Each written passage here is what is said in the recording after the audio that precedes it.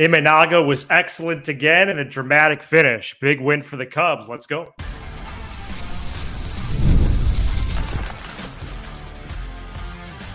You are Locked On Cubs, your daily Chicago Cubs podcast. Part of the Locked On Podcast Network, your team every day. You are Locked On Cubs, part of the Locked On Podcast Network, your team every day. Alongside Sam Olber, I'm Matt Cozy. Sam and I are lifelong fans, taking our passion into a discussion with you on all things Cubs. Thank you for being part of the show and making Locked On Cubs your first listen today. The best way you can help us grow the show is to listen every day, like the video, and comment anything below. Today's episode is presented by Monopoly Go. We all have a competitive side, and you can showcase that with Monopoly Go, the mobile hit twist on classic Monopoly. Join your friends and download Monopoly Go now, free on the Apple or Google Play Store. Shota Imanaga continued his masterful run to begin his big league career as the Cubs defeated the Mets 1-0 on Wednesday and improved to 19-12 on the season. And in the bottom of the ninth, runners on second and third, one out. Jeff McNeil hit a fly ball to left, and Ian Happ made the catch, threw a strike to Nick Madrigal, who relayed it to Miguel Amaya for the double play and the win in an absolute, Sam, dramatic finish. What a win for the Northsiders. May starts the way April finished, Matthew. I mean, you'd think it's going to be an easier month, more relaxing games, less stress, and they throw this 1-0 game up there right up my alley and find a way to get it done. Where do we start? Do we start with the fact that Shota Imanaga has the lowest ERA through 6 starts since Fernando Valenzuela? Do we start with the fact that Nick Madrigal cutting that ball off and throwing a rocket home to Amaya, and somehow the polar bear, Pete Alonso, doesn't touch home? I have no idea what happened on that play. Do we start there? Do we start with a great appearance from Almonte to bail the Cubs out? Or do we start with the fact that the team can't hit? Neris is not good. Where do we start, man? I say we go back to front. Okay. Somehow Alonso kept his hand off the plate. Maya, with a great position there behind the dish, was able to block the plate without blocking it. Happ has thrown out runners from that spot-ish before. I get flashbacks to July 4th last year. But the relay throw was really the separator for me. And Madrigal catches it, turns, fires right to the glove, and the game's over. Yeah, I thought, Happ made a nice throw to Madrigal to get cut, but Madrigal cutting it and then throwing it on a dime, I thought was the key part of the play. Absolutely. And it was just such a weird sequence because I'm screaming at the computer. I was on the phone with Scott, by the way, during all this. And I'm on the phone with Scott, and I'm saying to myself, okay, base open, second and third, one out. You're ahead 1-2. McNeil's run means nothing. So I'm thinking Neris is going to pound him splitter after splitter after splitter. If he takes all 3, hand him his base, get the next guy set up the double play, and he throws him a fastball right down the middle. And it's and I literally say to Scott on the phone, because Scott was driving, I said to him, I go, routine fly ball to left. This will tie the game. Sack fly. Terrible pitch. And then all of a sudden I see the ump call him out. And by the way, what a call by the umpire. Because if he calls him safe and the Cubs challenge that, he's safe. They're not going to overturn it. No. And a bad slide by Alonso. Good job by Amaya. Great. Again, to me, the play was by Madrigal because Happ didn't even get behind the ball, really. That ball wasn't going to have the steam at all to get out Alonso. Well, it was really a running catch. Yeah, I mean, great. I mean, that's just a really good play. And, the play before that, I thought PCA, it's not a should have had it, but at his level with his defense, when the ball hits you in the pocket, it's got to be caught, in my opinion. Yeah. I don't know how you feel about that one. Yeah, I mean, he spidered the wall. But did he have to spider it? I don't know. I don't know. But did other people not even get there? Right, that's true. It's a good point. I don't know. And then, of course, Neris opens it after getting it out of just, drilling Alonso. And I think we got to get back to Neris. He needs to be removed from the closer role. Is that fair to say? Let's let's revisit that in a few Wow, minutes. wow, that's a big time. Uh, I'm too high on that win to even think about that right now. I think it's pretty clear at this point. Well, who's gonna close? The late great well- Rod Beck, Well, Neris looks like Rod Beck right now. Joe Borowski, He's a wrecking ball out there. Shout out to Monopoly Go. Kevin Gregg, Antonio Alfonseca, Jeff Facero, Rick but Aguilera. seriously, Who's it gonna be? For Friday's episode, we should do a new game. Who do you trust?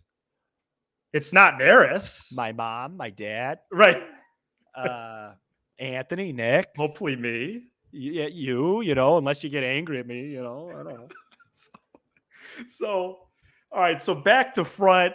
Yency Almonte is really a great story of the season. Here we go. To clean up Mark Leiter, who absurdly has made 15 appearances in 31 games. I don't care that his ERA starts with a 0. It's absurd. Well, he might and that set a goes to record. show the situation of the bullpen. But Leiter came in the 8th, and Almonte cleaned him up. It was high drama the last 6 outs the whole time. By Friday afternoon, Mark Leiter will be making his 100th appearance of this campaign. Right. And by Friday, I'm going to be worn out. And they've only played 31 games.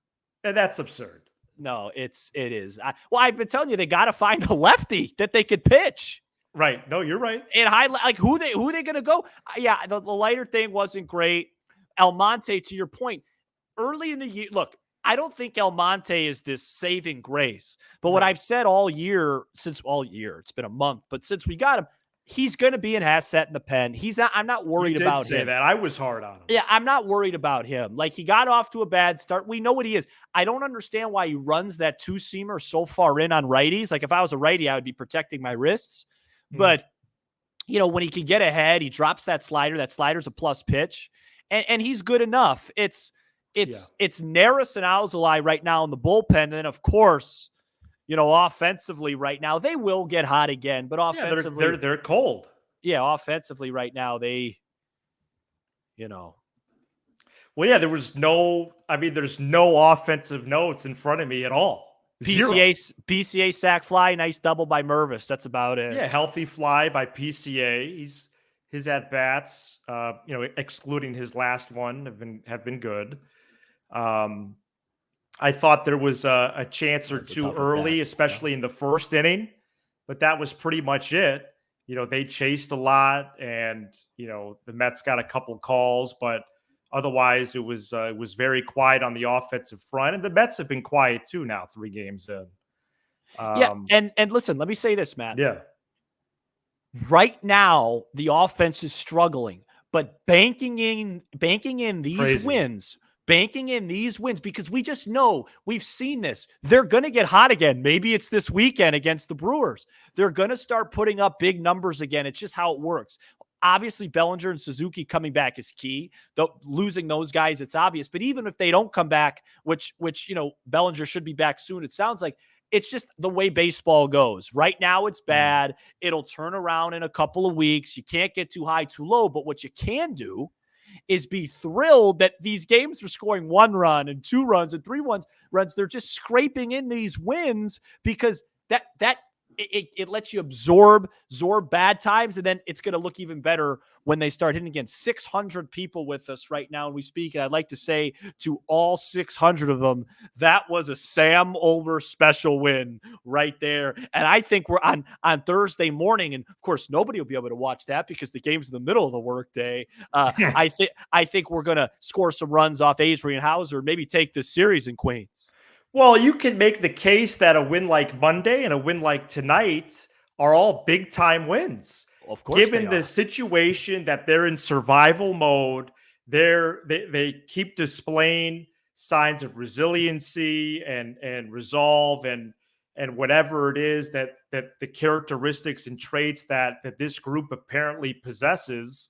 I think these big time wins and to possibly, after the first 32, when we previewed in late March, the first 32, to return to Wrigley possibly, I mean, guarantee 19 wins and possibly 2-0 victories, it is absurd.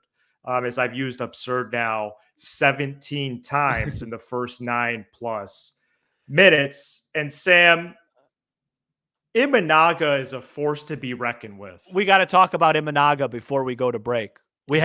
He's not only dealing so far, but I would go as far as to say he's been the most valuable on the team. I would say Imanaga, Leiter, and Talkman are the three leaders of the pack in the first month in that category.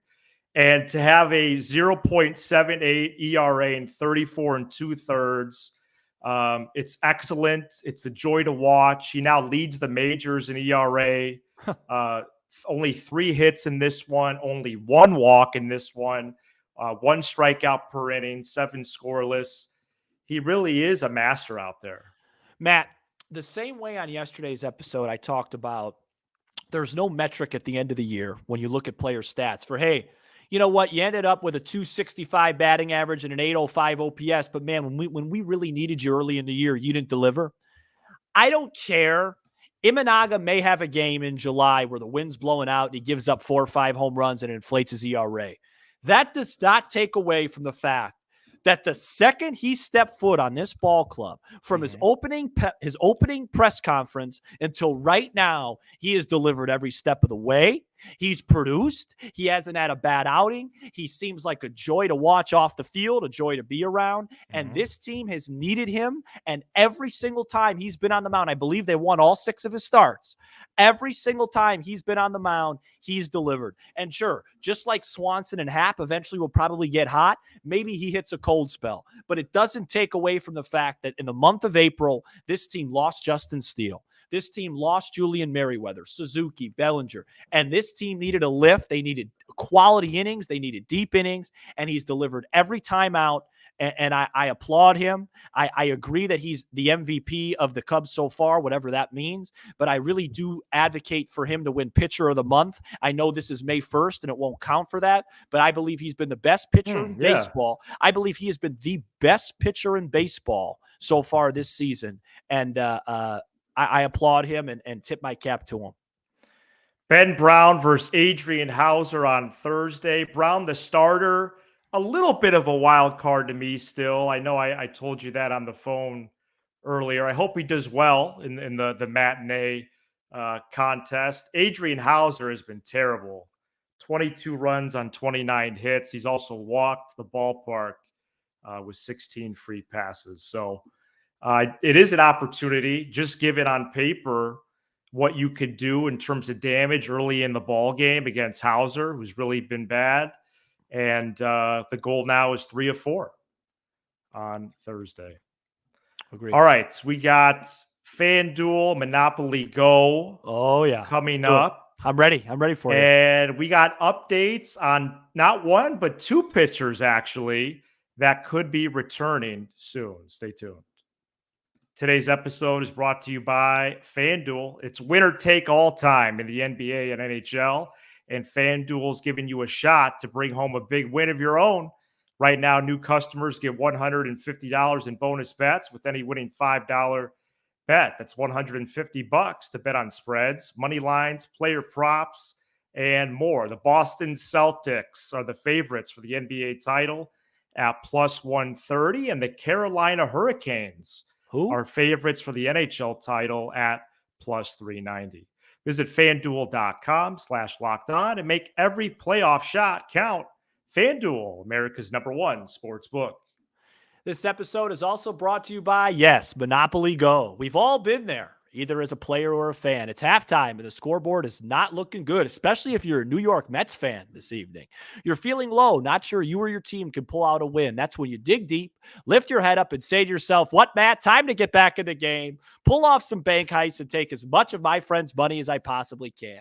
That's right. The smash hit mobile game Monopoly Go lets you compete with your friends to get the most riches and the biggest empire. It's the Monopoly you love, but on your phone anytime with tons of new twists, including leaderboards to compare your progress to your buddies. There's so much to do. Play on countless dynamic Monopoly boards. Make your friends bankrupt by smashing their landmarks with a wrecking ball and charge other players rent for your iconic properties. You can even work with your friends to crack open community chests and in tournaments to get extra rewards and climb the leaderboard. So get back out there, put on your game face, and download Monopoly Go, now free on the Apple or Google Play Store. The Cubs play the Mets at 12:10 p.m. Central Thursday, and you can hear every pitch of the Cubs hometown broadcast on SiriusXM by searching Cubs on the SXM app. Justin Steele made a rehab start at AAA Iowa on Wednesday. He went 3 1/3, 6 hits, 3 runs, 1 walk, 4 strikeouts on 63 pitches. Steele told reporters in Des Moines afterwards that he felt good. Manager Craig Counsell said they have not determined if Steele will start next for the Cubs or the iCubs. And I originally, Sam, I thought another rehab start solely based on pitch count. However, Jamison Tyone threw 68 pitches in his last rehab appearance before returning to the rotation. Monday would be the next time out either way for Steele. It was a good sign that he came out healthy. Yeah, I could care less about the results of the outing. I think for me, and I don't really know much about this, but I just think everything's sped up because it's not an arm issue.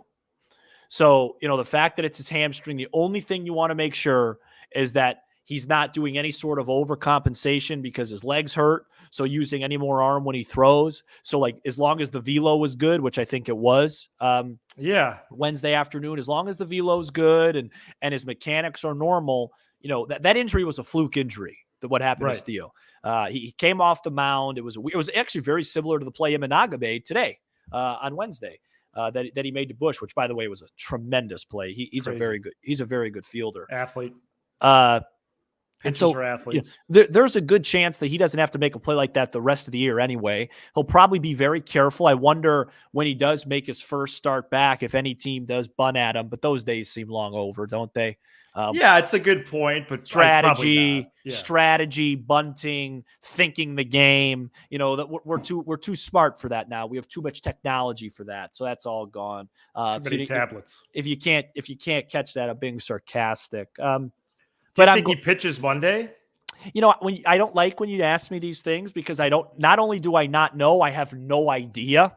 That's more your realm. Okay. I'll lean yes based on what I'm hearing, but if it's no, this isn't something that I consider myself an expert on. When these guys come back and go, I can't keep track of these guys. They're all hurt. I still don't even know what's wrong with Merriweather. Well, yeah, he's got start a Google sheet for this. What has he got? Like a fractured rib, but through his back or something? I mean, I got to ask a doctor about this. It is something with his back. You're right. It's a rib. It's like a fractured rib, but in his. I don't know. I didn't go to school for this. Yeah, he's playing Catch Friday, by the way. Good. So I don't know what's wrong. Good news. We didn't hear anything on Bellinger on Wednesday. I'm thinking we hear something Thursday morning. Unless he just walks out on Friday and just steps to the plate. That'd be pretty sick. Is Friday the first day he could come off? It is, yeah. Okay. So I think maybe we might get an update tomorrow morning, Thursday morning, but we'll see. Yeah, if Steele doesn't pitch Monday, I expect him to pitch Saturday or Sunday of next week. That's at PNC Park, one of the greatest parks in all the country. They're for sure at the Pirates. Except they never start games on time there. But you could use the rotation help. So if he could laugh, that was funny. If Steele could go 5 innings, I think they're going to pitch him on Monday in the big league game against the Fathers. So, we'll see what Wisniewski does in that last sub start. But if you could pitch Steele Monday and then everybody gets pushed back one, I think they're going to pursue that. Matt, can I ask you a question before we get to the next segment? Yep. Is it time for a day, maybe even 2 or 3 days off for like an Ian Happ? Or do you just keep running them out there? Well, Ian Happ, that's right. He shouldn't play Thursday. You think so? Because of his bat. And, get back in there on Friday. I don't see the 2 or 3 days. I think that's excessive. Okay. But I think Thursday could be a good spot for that against an inferior pitcher. His base hit today, actually, I thought was worse than the strikeouts. Okay. It was just like a floater. What was it, like 40-something miles an hour? It was like a bunt. Yeah. Yeah, I mean, it is interesting because I think I know Swanson last year just crushed Brewers pitching.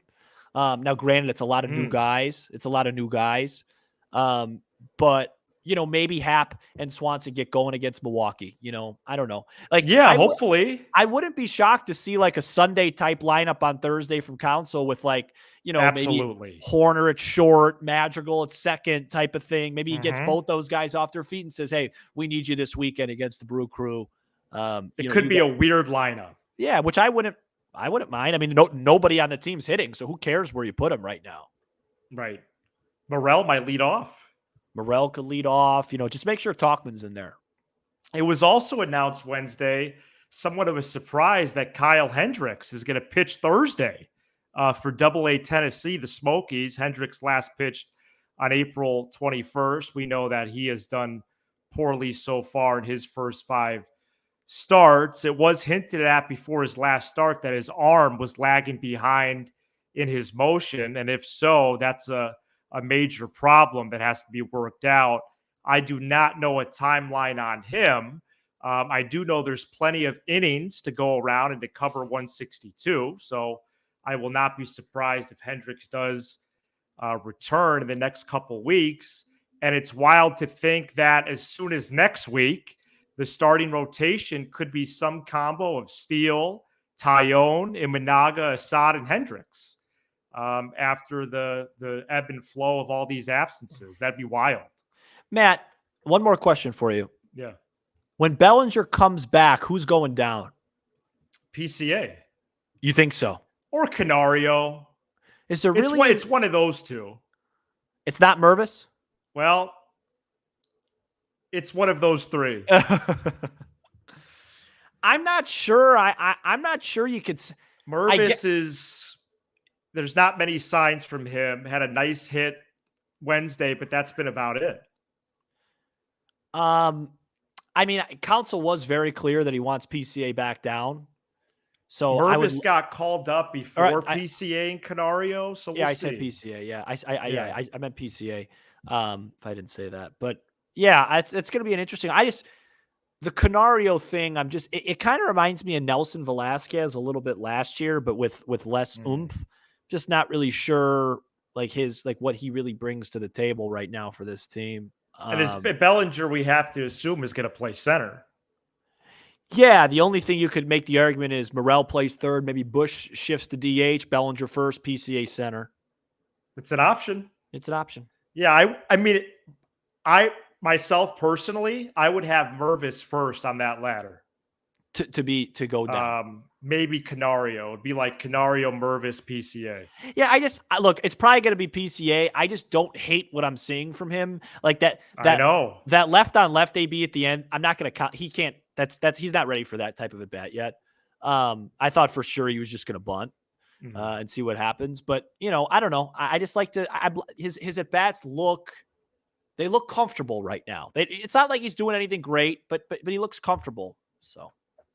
Well, and I was thinking about a couple different swaps today, Sam, with the I-Cubs. The first one I thought of was Nick Madrigal, who again made an unbelievable throw to win the game. Yeah. A swap for Luis Vasquez. Yeah, Vasquez is doing well, but I don't think Madrigal's going down. And then Casey for Mervis to get a little crazy for a weekend series. Yeah, that's a little bit above my pay grade, but yeah. Those are fun. Well, it's about time we had some fun around here. Well, this Luis Vasquez, he looks like he could be a player. Well, he's hitting really well, something that Madrigal is not doing at the major league level, but Madrigal has been fine defensively. Yeah. And he's a bench player right now. So no, he's a bench player for sure. Yeah. All right, coming up next, we're going to start every so often, maybe every week or 2 weeks, check in on expected records. We've cited Pythagorean record and base runs at different stages in our show here, and we're going to do that for one of the first times this year coming up next. Today's episode is brought to you by Prize Picks, America's #1 fantasy sports app. It's the easiest and most exciting way to get in on the action while you watch your favorite sports and players pick more or less on 2 or more player stats, and then watch the winnings roll in. Baseball season is underway, over a month in now, and don't miss your chance to add your favorite players to the diamond in your Prize Picks entries, whether it's strikeouts, RBIs, or first inning runs. Take your pick of more or less and add them to your Prize Picks entry. Prize Picks is really simple to play, with your entries taking less than 60 seconds to submit, turning $10 into $1,000 with just a few taps of your screen. Download the Prize Picks app today and use code LOCKEDONMLB for a first deposit match up to $100. That's a first deposit match up to $100 by using code LOCKEDONMLB. Pick more, pick less. It's that easy with Prize Picks, America's #1 fantasy sports app. Matt, before we get into the Pythag, I just want to read a statement from the MLB regarding the final play of this game. Oh. After viewing all relevant angles, the replay official definitively determined that no violation of the home plate collision rule occurred. The catcher's initial setup was legal, and he moved into the lane in reaction to the trajectory of the incoming throw. Nice. End quote. I never said quote, but quote, end quote. I like that. I like it. Thank you for reading that. That's good information. Yep. And big Cubs win 1-0. Shout out to everybody listening live and on demand, including the audio peeps, whenever and wherever you may be listening. 600 plus with us live right now. We have discussed and considered Pythag record in the past, including to evaluate David Ross, the former manager of this team. The Cubs had a Pythag win total last year of 90. They won in real life 83, and Pythag record is essentially an expected win-loss total that is mainly based on runs scored and runs allowed, but there's other factors in there as well. Well, Cubs entered Wednesday with an actual record of 18-12, and there's also a expected record by Fangraphs called base runs.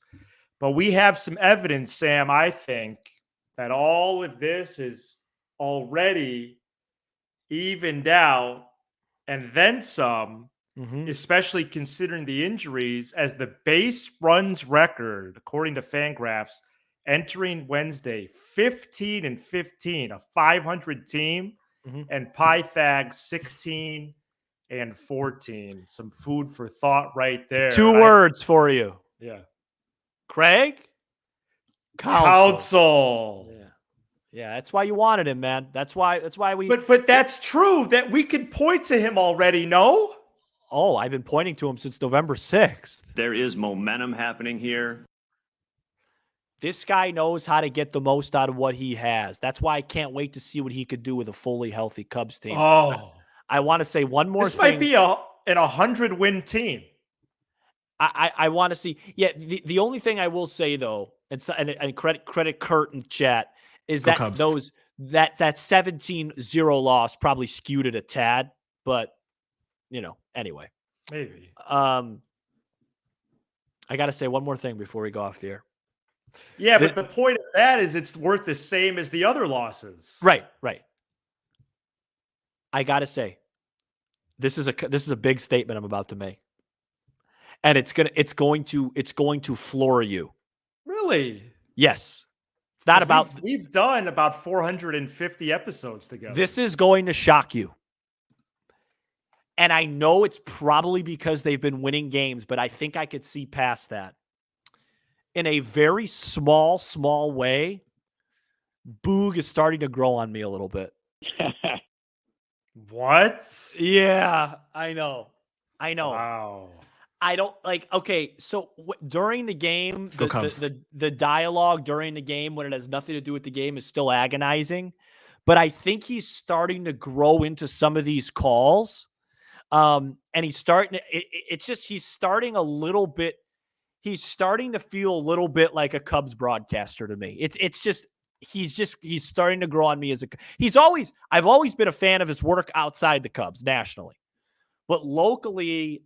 He's starting to grow on me a little bit, and I just wanted to say that because would you believe that this is already his fourth year? I know. Well, I know I wouldn't. It's been a while that he's been around at this stage, and I do think that him and JD, when at the end of the day have a good relationship on the air, I also know that Marquee made a couple behind the scenes moves this year. They plucked one of NBC Sports Chicago's main producers. I think that may have something to do with it. Chris Kamka, shout out to him. Yeah, I know. I follow him on Twitter, the stats guy. But that's a big one, Sam. That's a big one. I know. I'll follow up. Revelations. Yeah, I'll follow up. Maybe it's just because they're winning some games. but it just seems like he's starting to grow into it from a Cubs perspective a little bit. Cubs win 1-0 in dramatic fashion on Wednesday night. They're now 19-12 on the season. They go for the series win, 3 out of 4 Thursday afternoon. Thank you so much for checking out this edition of Locked On Cubs. You give us 20 to 30 minutes. We'll give you all things Cubs with a laugh or two along the way. Be sure to hit subscribe on YouTube, smash the like button for the algorithm, and leave a 5-star review on Apple, Spotify, and everywhere you get your podcast. And if you want more Matt and Sam, consider supporting us by subscribing to our Unlocked podcast. Unlocked is available for subscription, and the link to subscribe is in this episode description. What a night for the Cubs. Let's do it again for Friday's episode. He's Sam Olber. I'm Matt Cozy. This is Locked On Cubs. There is momentum happening here.